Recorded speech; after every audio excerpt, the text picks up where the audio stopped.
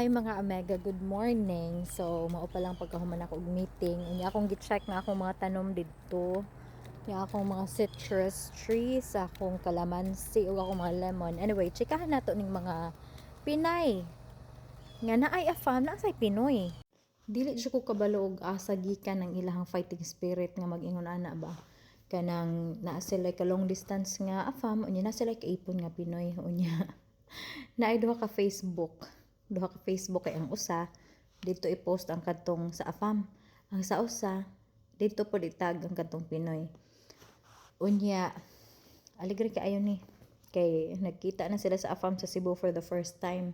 Kauban niya ang Pinoy pero nakalahi siguro og hotel or kwarto, di ta sure kay mata didto, pero nag-upload sila picture sa Pinoy nga dito sila sa Cebu. Unya nag-story ang babay nga finally kuno nagkita na kuno sila sa iyahang AFAM after how many years nga long distance. Unya mind you, kaning babae provided ni sa lalaki pinadadan og kwarta. So ang babae naka-establish og negosyo, nakapabalay, pero ang iyang claim is iyaha ko ng hard work. When in fact, kabalo ang tanan, kabalo iyang pamilya, kabalo ang lalaki nga iyang kaipon sa Pilipinas, nga kanang kwarta hagikan sa AFAM.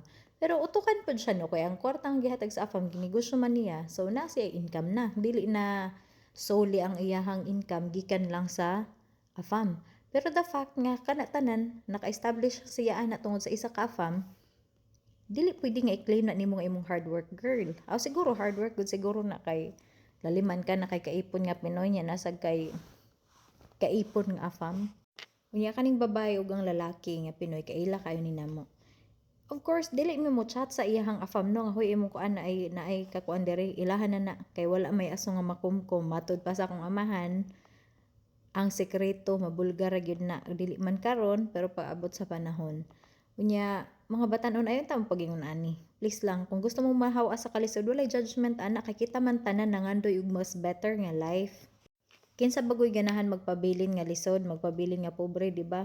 Gets ra na kung ganahan mo mahawas mo sa kalisod ug inyong hunahuna ang pagpang-afam ang solusyon, no judgment.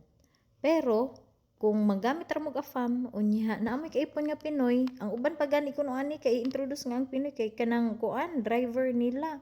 Unya di ito ang Pinoy jud ay ang bana sa papel. Okay.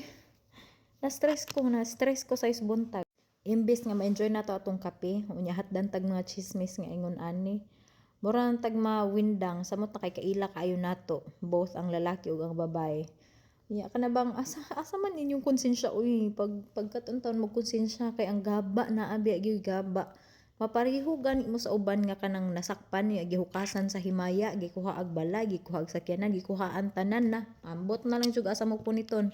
Mas maliki pa jud mo kung kasuhan mo sa AFAM kay naabi gyud sila right nga makasuhan mo. Unyag mapapriso mo.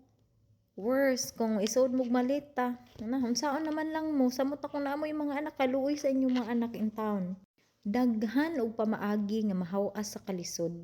Pangita in town mo paagi nga dili ma-compromise ang inyong kinabuhi ug ang future sa inyong mga anak kung naamoy anak kay.